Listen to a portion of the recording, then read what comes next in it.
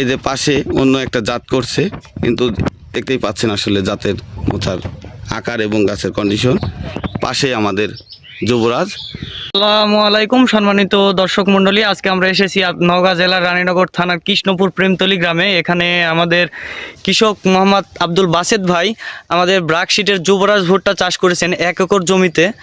তো এই ভুট্টা সম্বন্ধে আমার সঙ্গে উপস্থিত আছেন নওগাঁ জেলার টেরিটরি অফিসার ফরিদুজ্জামান ভাই এবং কৃষক মোহাম্মদ আব্দুল বাসেদ ভাই। তো এই ভুট্টা সম্বন্ধে কিছু কথা আমরা কৃষক ভাইয়ের কাছ থেকে শুনবো। আসসালামু আলাইকুম ভাই। ওয়ালাইকুম আসসালাম। ভালো আছেন? আলহামদুলিল্লাহ ভালো আছি।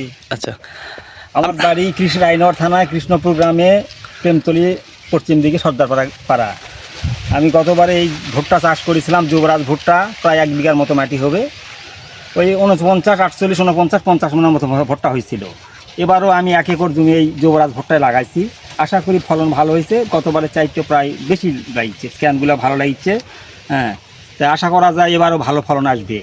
হ্যাঁ, তবে যুবরাজ ভুট্টা সিস্টেম হচ্ছে কি, মশাগুলা অনেক শুকনো থাকে। এই গতবার অন্যান্য জাত লাগাইছিলাম, কিন্তু ওই জাতগুলা পানি থাকে।